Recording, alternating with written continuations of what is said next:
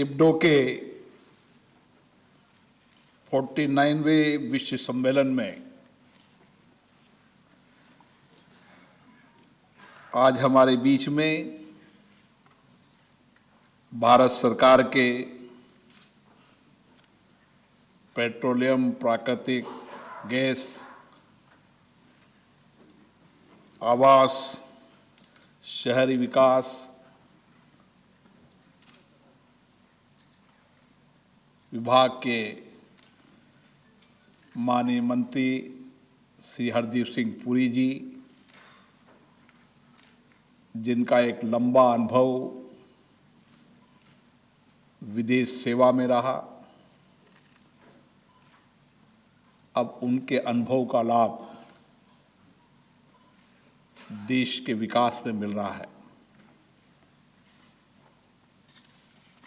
अंतर्राष्ट्रीय प्रशिक्षण और विकास संगठन के प्रेसिडेंट डॉक्टर रंजन कुमार महापात्रा जी, इप्टो के chairman doctor Ahmed Al Batra ji, Indian for society training development ISTT के national president doctor Natarajan Ray जी,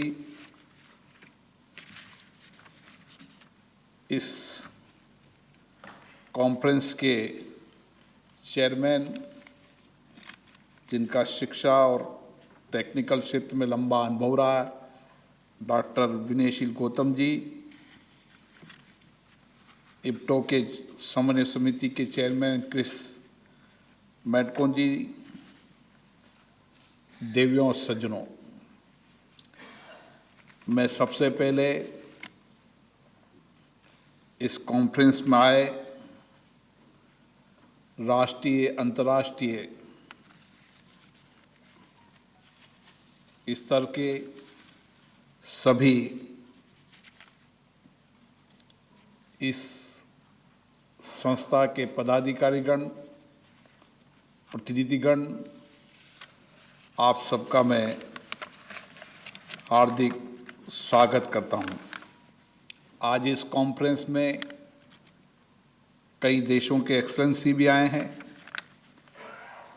मैं उनका भी विशेष रूप से भारत में अभिनंदन करता हूं, स्वागत करता हूं। Nigeria, Bahrain, Bangladesh, Bosnia, Ireland, Mauritius,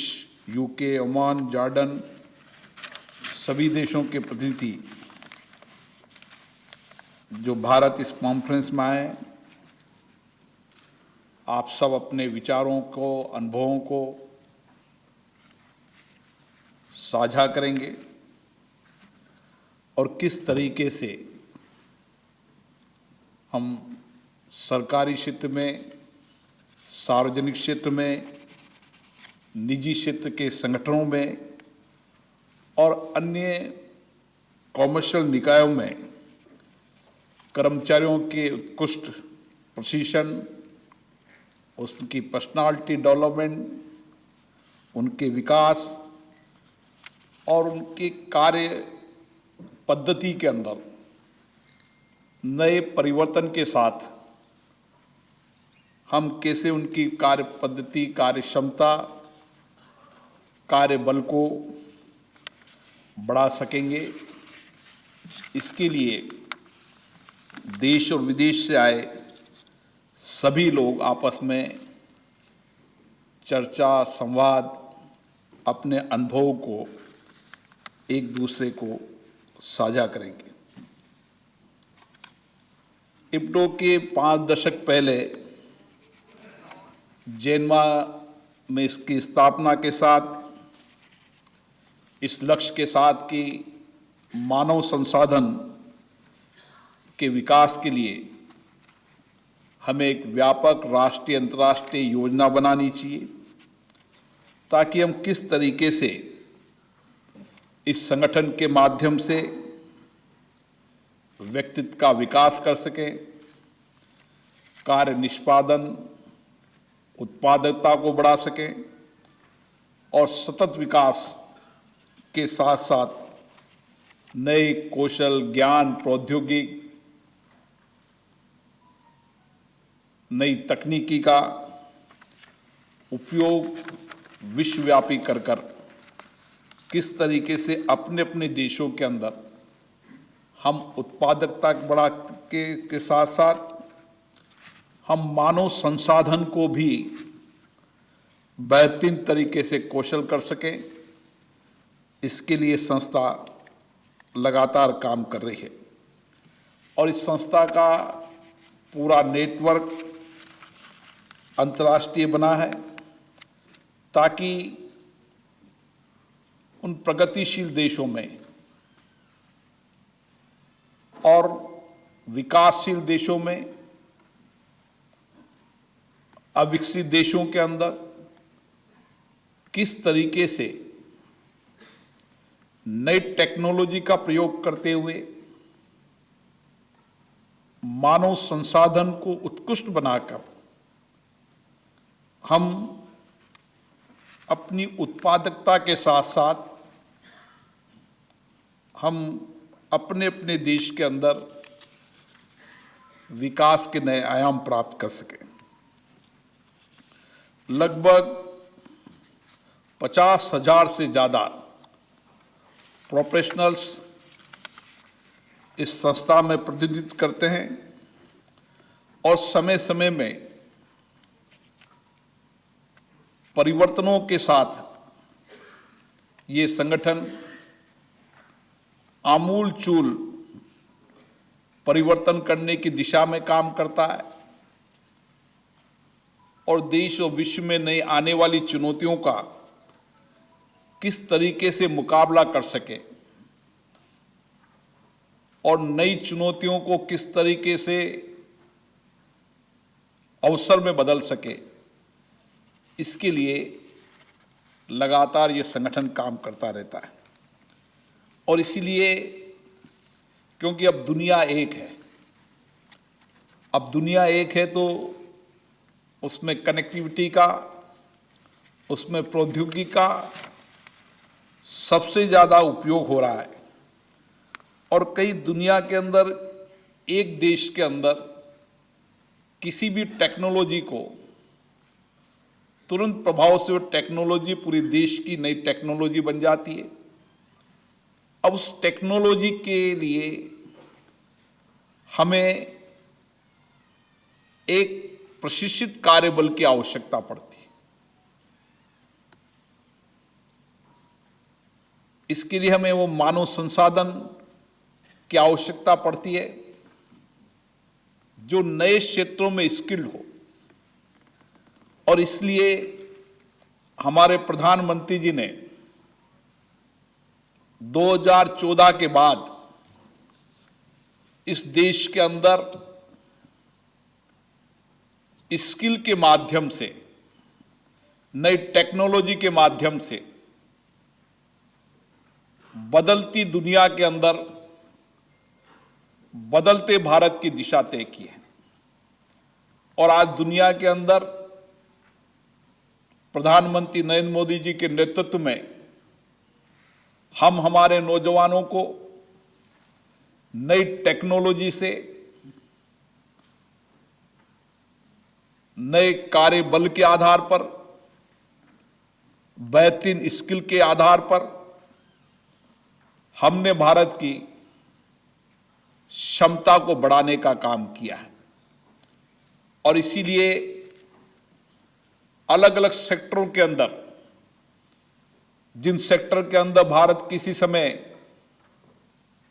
90% import करता था, आज चाहे डिफेंस का सेक्टर हो, चाहे अन्य सेक्टर हो, टेक्नोलॉजी का सेक्टर हो, चाहे इलेक्ट्रॉनिक का सेक्टर हो, हर सेक्टर के अंदर भारत ने व्यापक प्रगति की है। अपनी मानव संसाधन की कुशलता, हमारे नौजवानों की अद्भुत क्षमता, हमारे नए जवानों की टेक्नोलॉजी के द्वारा आज दुनिया के अंदर भारत एक एक्सपोर्ट का बड़ा हब बनने जा रहा है। ये बात सही है कि किस समय हमें लगता था कि हमारी आबादी हमारे लिए अभिशाप है, लेकिन आज हमने इसी स्किल के कारण हमारे नौजवान हो, श्रमिक हो, उच्च शिक्षा प्राप्त करने वाला नौजवान हो, उसकी कार्य संस्कृति में एक व्यापक परिवर्तन भारत में हुआ है। अब हमारा आने वाली पीढ़ी का नौजवान एक अद्भुत रूप से नई टेक्नोलॉजी के साथ, नए इनोवेशन के साथ, नई सोच के साथ आज भारत में भी नेतृत्व कर रहा है। भारत के बाहर भी हमारा नौजवान उस देश के अंदर भी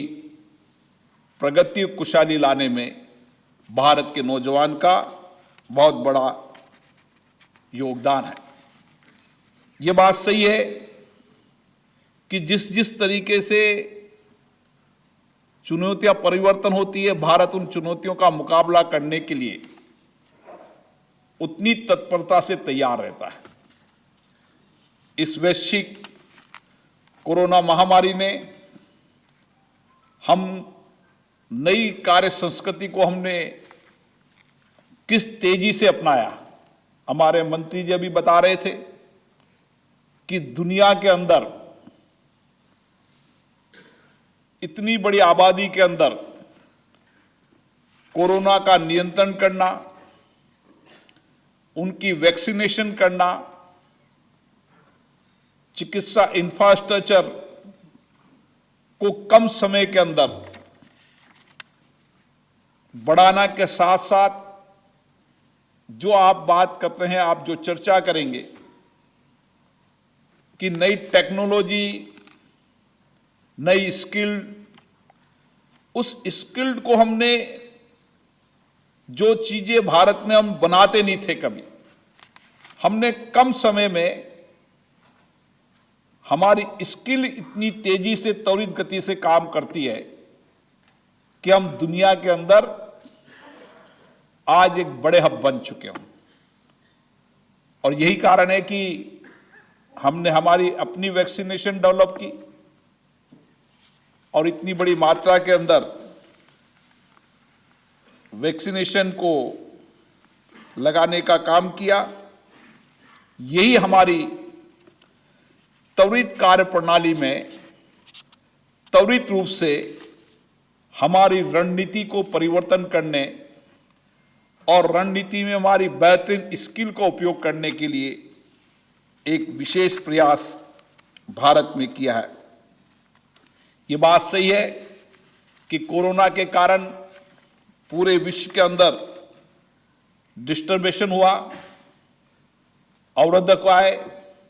चुनौतियां आई, लेकिन हम उन चुनौतियों के अंदर भी हमने दुनिया के विकसित देशों से भी ज्यादा तेजी से हमारी कार्य संस्कृति में परिवर्तन करते हुए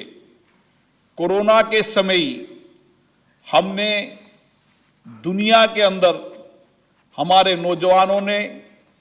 उस कोरोना के समय सबसे ज्यादा स्टार्टअप बनाए और आज दुनिया के अंदर भारत का स्टार्टअप एक बेहतरीन तरीके से काम कर रहा है, नए सॉल्यूशन दे रहा है, उन चुनौतियों का समाधान के रास्ते दे रहा है ताकि मानवीय रूप से लोगों को जो चुनौतियां हैं, समस्या हैं, कठिनाइयां हैं, उनका समाधान विशेष रूप से हो सके। इसीलिए कौशल हो, प्रौद्योगिक हो, बदलते बाजार के परिप्रेक्ष्य में हम ये कह सकते हैं कि इतने से बड़े भारत में हमने सबका साथ, सबका विकास, सबके प्रयास के साथ इस भारत में नई कार्य संस्कृति को दिशा दी है। आज आप सब लोग अलग अलग सेक्टर से आए, कोई सरकारी सेक्टर हैं, कोई कॉर्पोरेट सेक्टर हैं, कोई प्राइवेट सेक्टर से हैं। आप सब अपने अपने देश के अंदर किस तरीके से हम नई टेक्नोलॉजी, नई स्किल कार्यबल बदलते परिप्रेक्ष्य के अंदर अपने अपने संस्थानों के अंदर हमारे कार्यबल को किस तरीके से नए परिवर्तन करें ताकि उसकी उत्पादकता बढ़ा सकें, क्योंकि समय परिवर्तन बहुत तेजी से हो रहा है और आज हाथ से कम मशीनों से ज्यादा उपयोग हो रहा है। आज टेक्नोलॉजी का भरपूर उपयोग किया जा रहा है, आर्टिफिशियल इंटेलिजेंसी का उपयोग किया जा रहा है। इस बदलते परिप्रेक्ष्य में जहां हमें नए कार्यबल संस्कृति को डेवलप करना है, वहां भारत की भौगोलिक स्थिति को देखते हुए हमारे नौजवानों को काम मिले, दो हाथों को काम मिले, उस दिशा के लिए भी भारत सरकार ने, सरकार के सभी संस्थानों ने एक आत्मनिर्भर भारत, जहां हमारे गांव में बैठा वो जो उसकी हाथ की कला है, जो हस्तशिल्प कला है, जो अपनी कला के माध्यम से हमारी विविधताएं, अलग अलग क्षेत्रों की विविधताएं, उन विविधताओं की संस्कृति के कारण भारत ने एक नई दिशा की ओर, आत्मनिर्भर भारत की दिशा की ओर भी कदम बढ़ाए हैं, ताकि हम गांव में बैठे नौजवान को, महिलाओं को, सेल्फ हेल्प ग्रुप की महिलाओं को भी काम दे सकें और वह भी टेक्नोलॉजी का भी प्रयोग करें और उसके साथ साथ उनके हाथ की जो कला है उस कला का भी उपयोग करें। इस दिशा के अंदर भी भारत ने बहुत व्यापक रूप से काम किया है। मुझे आशा है कि आप जब इस कॉन्फ्रेंस में बैठेंगे, चर्चा करेंगे, तो एक बात पर विचार करेंगे कि किस तरीके से हमें अपने कामकाज के तरीकों को बदलना है, नई अभिनव कार्य प्रणाली को लाना है, किस तरीके से अद्भुत कार्य क्षमता को डेवलप करना है, हमारी स्किल को डेवलप करना है, हमारी टेक्नोलॉजी को डेवलप करना है और नए बदलते परिप्रेक्ष्य में हम किस तरीके से नई कार्य संस्कृति का डेवलप कर हमारी उत्पादन क्षमता को भी बढ़ाएं और उत्पादन क्षमता के साथ साथ हमारे कर्मचारियों के, हमारे मैनेजमेंट के लोगों की क्षमता को भी बढ़ाएं, क्योंकि किसी संस्था का बेहतरीन मैनेजमेंट एक अच्छे परिणाम देता है। और इसीलिए आपने देखा होगा कि किस तरीके से इंडस्ट्री सेक्टर के अंदर, सर्विस सेक्टर के अंदर हमने बिजली का उत्पादन बढ़ाया है, लेकिन बिजली का उत्पादन के साथ साथ बिजली की खपत क्या हो सकती है। भारत ने नई सौर ऊर्जा, नई क्लीन ऊर्जा की दिशा में काम किया है। अब पेट्रोलियम सेक्टर के हमारे मंत्री जी बैठे हैं, किस तरीके से उन्होंने इथेनॉल का ज़्यादा से ज़्यादा उत्पादन हो ताकि हम आत्मनिर्भर हो सकें। इस दिशा की ओर आप सब लोग 2 दिन तक आपकी कॉन्फ्रेंस में चर्चा करेंगे, अनुभव करेंगे और आपके इस अनुभव, आपके बेस्ट प्रैक्टिसेज, आप अपने अपने संस्थानों के अंदर जिस तरीके से आपने अपनी श्रम कार्य पद्धति को नई टेक्नोलॉजी के साथ, नई पद्धति के साथ, नए दौर के साथ परिवर्तन किया है, उसके अनुभव को साझा करेंगे ताकि हम